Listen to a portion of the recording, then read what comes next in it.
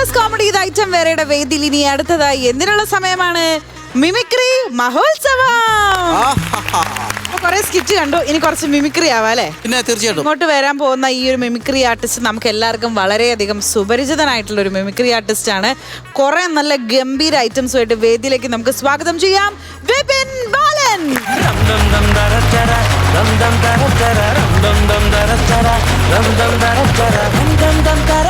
അല്ല, ഇതാരിത്? മമ്മൂക്കയുടെ wholesale market കൊണ്ട് നടക്കുന്ന ചേട്ടനോ?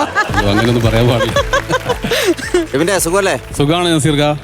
വിജിക്കൂടെ ചേട്ടാ, നമസ്കാരം. വർഷങ്ങൾക്ക് ശേഷം വീണ്ടും. അതെ അതെ അതെ. രാജേട്ടാ സുഖല്ലേ? നമ്മൾ ഇവിടുന്ന് വെള്ളമൊക്കെ ഒഴിച്ച് നനച്ച് വിത്ത് വിതച്ച് ഉണ്ടാക്കിയ ഒരാളാണ്. ഇവിടെ കിടന്നുറങ്ങി, ഈ ഫ്ലോറിൽ കിടന്നുറങ്ങിയ വളർന്ന് വലുതായി വടവൃക്ഷമായി വലിയ വൃക്ഷമായി തിരിച്ചു വന്നിരിക്കുകയാണ്. പേരില് ബാലനുണ്ട്. ഒരു കാരണവശാലും അത് വിടാൻ പാടില്ല. ഈ ഫ്ലോറിൽ എനിക്ക് ഒന്ന് കിടന്നുറങ്ങിയിട്ട് 6 മണിക്കൊക്കെ ഡബ് ചെയ്തിട്ടുണ്ട് പലർത്തെ. നമ്മള് ഗിന്നസിന്റെ ഒക്കെ സമയത്തൊക്കെ നമ്മള് റീൽസിലൊക്കെ പൊളിച്ച് അടുക്കി വെച്ചാക്കണല്ലേ. അഭിനയത്തോടുള്ള ഇഷ്ടം കൊണ്ട് എന്തൊക്കെ. അല്ലല്ല, ഉഗ്രനാണ് ഉഗ്രനാണ്. ഇപ്പൊ എന്താണ് പുതിയ പരിപാടി നമ്മുടെ ഫ്ലോറിൽ ചെയ്യാൻ പോണത്? അമ്മക്കായിട്ട്. അതെ, നമുക്കായിട്ട് ഞാൻ ചെയ്യുന്ന കൂടുതലായിട്ട് എനിക്ക് മമ്മൂക്കയിലാണല്ലോ. അപ്പൊ മമ്മൂക്ക നമുക്ക് അത്ഭുതമാണ് സൃഷ്ടിക്കുന്നത്. ഇപ്പം ഇന്ത്യയിൽ തന്നെ 4 അവാർഡ് കരസ്ഥമാക്കി അമിതാഭ് ബച്ചന്റെ കൂടെ നിൽക്കുന്നു.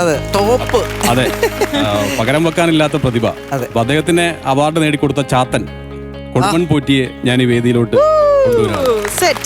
അപ്പൊ എങ്ങനെയായിരിക്കും അദ്ദേഹം കൊടുമൺ പോറ്റി ഇവിടെ വന്നു കഴിഞ്ഞാൽ എങ്ങനെയായിരിക്കും നമുക്കൊന്ന് നോക്കാം.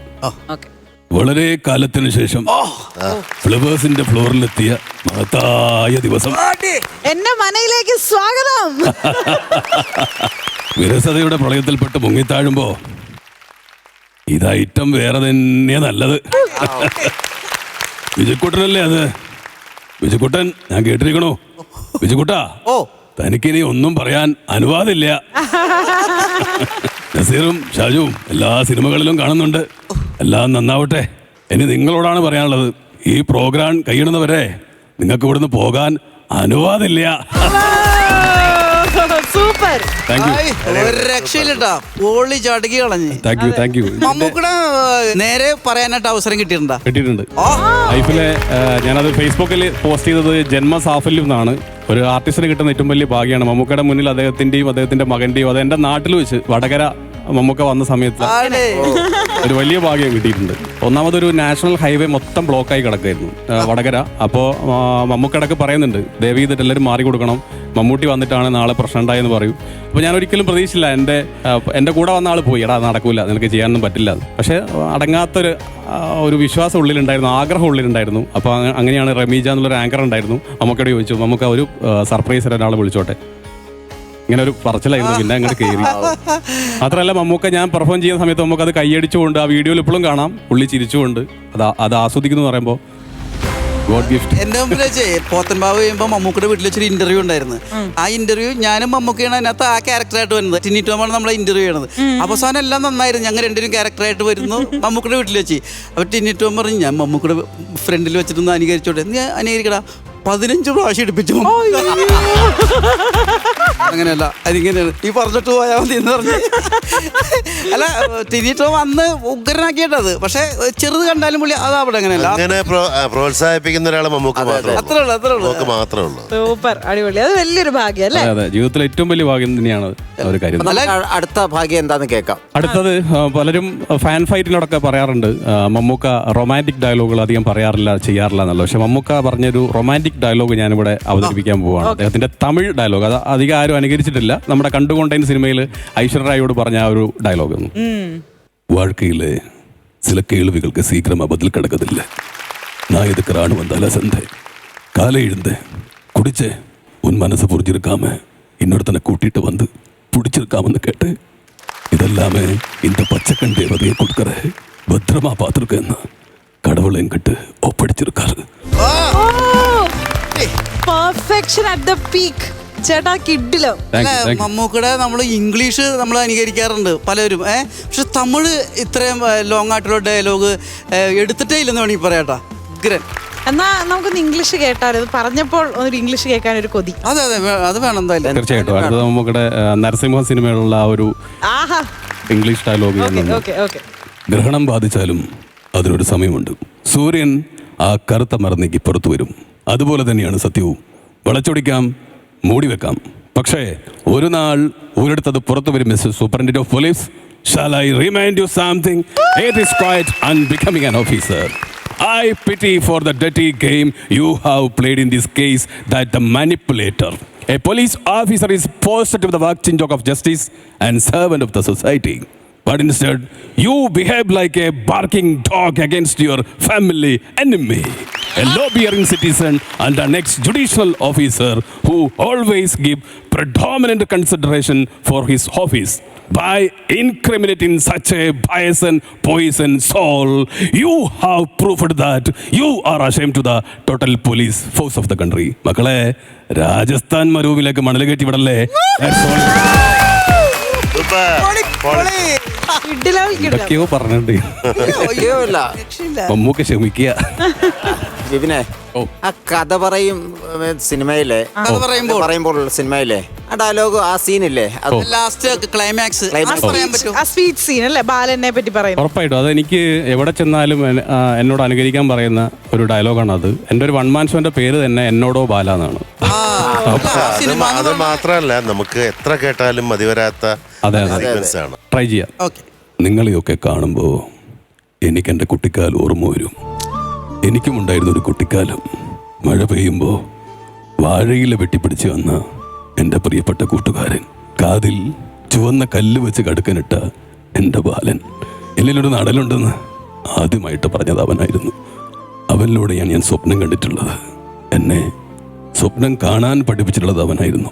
ഒടുവിൽ സിനിമ പഠിക്കാൻ മദ്രാസിലേക്ക് പുറപ്പെടുമ്പോൾ കാതിലെ കടുക്കൻ വിട്ട കാശ് ബാലനെടുത്ത് കൊണ്ടു. നിറകണ്ണുകളോട് ഞാൻ ചോദിച്ചു, ബാല, ഞാനെങ്ങനെയാണ് കണ്ണു കൊടുക്കുക? അപ്പോൾ അവൻ പറഞ്ഞു, എനിക്കൊന്നും വേണ്ട. എന്നെങ്കിലും ഒരിക്കൽ ആരെങ്കിലും ഒരാൾ ഒരു സഹായം ആവശ്യപ്പെട്ട് നിന്നെ തേടി വരുമ്പോൾ നിനക്കത് ചെയ്യാൻ പറ്റുമെങ്കിൽ മാത്രം നീ എന്നെ ഓർത്താൽ മതിയെന്ന്. Thank you. ഞാനേ ഇതിവിടെ ഈ വോയിസ് ഇമിറ്റേറ്റ് ചെയ്തുകൊണ്ടിരിക്കുമ്പോൾ ഇതിൽ ആ ഇമോഷൻസ് കൊണ്ട് നമ്മുടെ ഓഡിയൻസ് ഇരിക്കുന്ന പലരുടെയും മുഖത്തേക്ക് ഞാൻ നോക്കും. ഒത്തിരി പേര് അവിടെ ഇമോഷണലായി. ഒരു വലിയ കയ്യടി. വിപിനെ, നമ്മളെപ്പോഴും മമ്മൂക്കയുടെ ഇത്രയും ചെയ്യുമ്പോൾ, ഇത്രയും പെർഫെക്റ്റ് ആയി ചെയ്യുമ്പോൾ ആളുകളെ ചോദിച്ചിട്ടില്ല, ലാലേട്ടൻ്റെ ജീവൻ ചോദിക്കിട്ടില്ല. ഉറപ്പായിട്ടും ലാലേട്ടൻ ചെയ്തിട്ടില്ലേ? നീ ലാലേട്ടനെ ചെയ്യാതെ പോകാൻ പറ്റില്ല. ചെയ്യാം, കാരണം ലാലേട്ടനെ ചെയ്ത പുലിയാണ് എന്റെ മുന്നിൽ ഇരിക്കുന്നത്. ഇവിടെ മമ്മൂക്ക ഹോൾസെയിലാണ്, അവിടെ ലാലേട്ടൻ. എങ്കിലും പഴയ ലാലേട്ടന്റെ ഒരു വോയിസ് ഞാൻ ചെയ്യാം. അദ്ദേഹം വെള്ളമടിച്ചൊക്കെ കള്ളുടിച്ചിട്ടൊക്കെ ചെയ്യുന്ന ഒരു മാനറിസം നമുക്ക് ഭയങ്കര ഇഷ്ടമാണ്. അയ്യോ, കാര്യങ്ങൾ ഇത്രയും നിസ്സാരമായ സ്ഥിതിക്ക് ഞാനൊരു പേര് വിളിച്ചോട്ടെ. കള്ളപ്പിള്ളേ, ഞാനേ ഒരു സംശയം ചോദിച്ചോട്ടെ. ഈ കസറ്റി അത് ജന്മനാണ്? നന്നായിരുന്നുണ്ടാ. ഇത് കഴിഞ്ഞിട്ട് ഷാജുവിന്റെ ഒന്ന് കേൾക്കണം. ഇപ്പോഴത്തെ ജനറേഷൻ കേട്ടിട്ടില്ല. അതെ അതെ അതെ. എത്രയോ വർഷങ്ങൾക്ക് മുമ്പ് ഒരു കാസറ്റ് മുഴുവനും ലാലേട്ടൻ നിറഞ്ഞതും വീഡിയോ കാസറ്റ് ആയാലും ഓഡിയോ കാസറ്റ് ആയാലും ഭയങ്കരമായിരുന്നു ഷാജുവിൻ്റെ. ചിലപ്പോൾ അത് ചില ആളുകൾക്ക് മറന്നുപോയിട്ടുണ്ടാവും. അതൊന്ന് ഓർമ്മപ്പെടുത്താൻ വേണ്ടി മാത്രം. ഒരു സമയത്ത് ഒരു എറ അല്ലേ, അതാണ് ഒരു കൾട്ട് സാധനമാണ് നമ്മളിപ്പോ കാണാൻ പോകുന്നത്. ഒരിക്കൽ കൂടി ഒരു ഗംഭീര കൈയടി ഷാജു ചേട്ടന്റെ മോഹൻലാൽ. ഇത് കമലതലത്തിലെ പാർവതിയുടെ ഇതിന് പറയുന്നത്. ഇന്ന് വാർഷികമാണ്. സുമയെ കൊന്നതിൻ്റെ 1-ാം വാർഷികം. ഇഷ്ടം പോലെ കുടിച്ചു, മതിയാവോളം വലിച്ചു. ആദ്യമൊക്കെ ചടഞ്ഞു മെലിഞ്ഞൊരു പെണ്ണ, പിന്നെ കുറെ വാരി വലിച്ച് തിന്ന് തടിച്ചു. എപ്പോഴും തീറ്റ തന്നെ, തീറ്റ പ്രാന്ത്. ഒരു റിക്വസ്റ്റ് കൂടി, ആ തിക്കുറിശി സാറിൻ്റെയും കൂടി ഒന്ന് പ്ലീസ്. അതൊരു മാറ്റം നമുക്ക് കാണാം. ശരിക്കും കിട്ടുന്നതിൽ പാതി എനിക്കും ബാലരാമനെയും കൂടി തരാമെങ്കിൽ ഞാനൊരു കഥ പറഞ്ഞു. എനിക്ക് 3 മക്കളുണ്ട്. മൂത്തവന്റെ പേരാണ് ഗുപ്തൻ, രണ്ടാമത്തെ മകളുടെ പേര് ഭക്തി.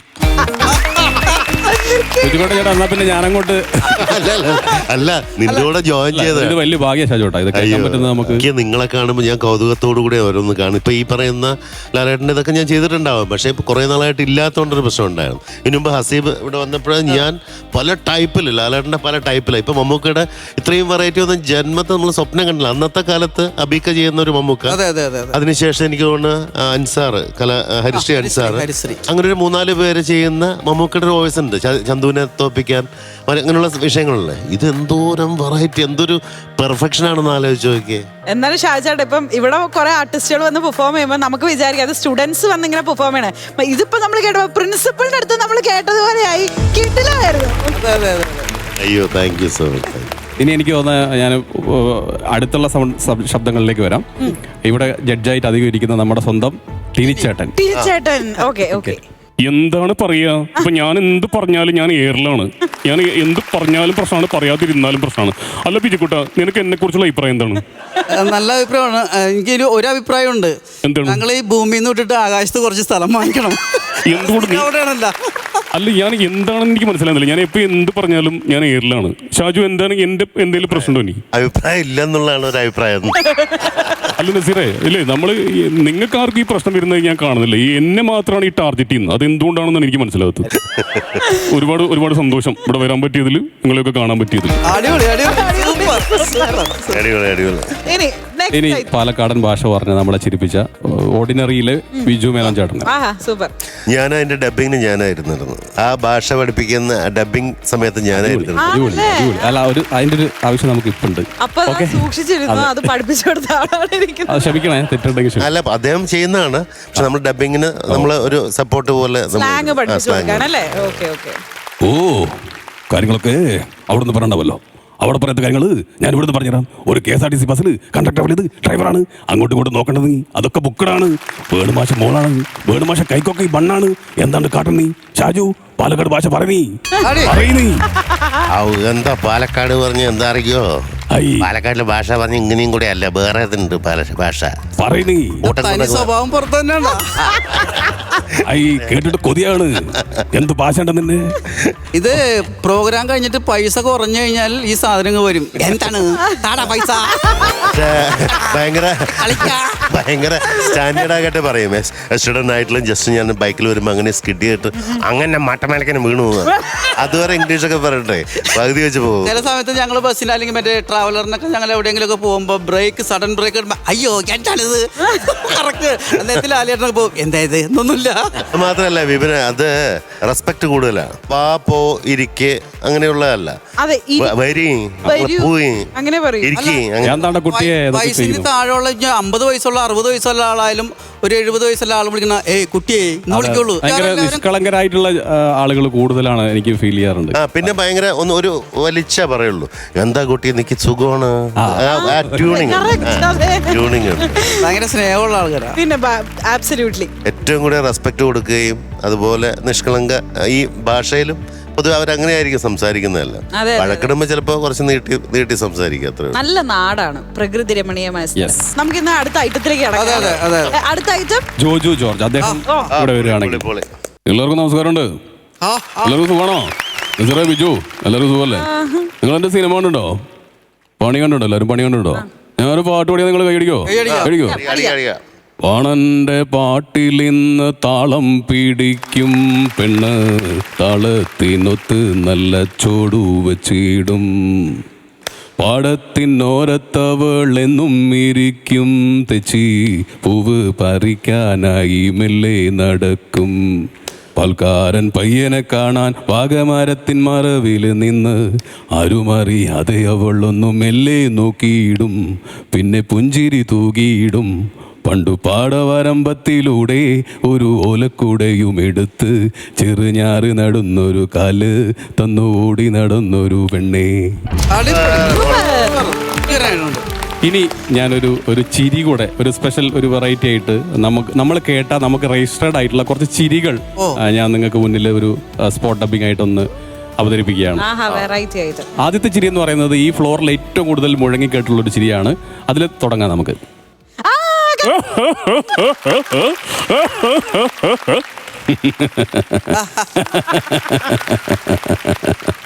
അയ്യോ അയ്യോ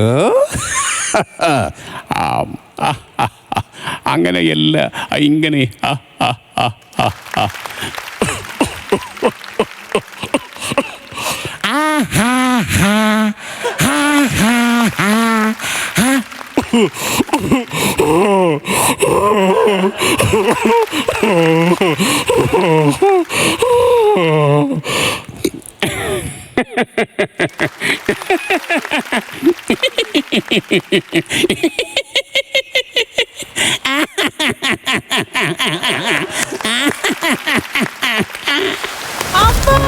സൂപ്പർ.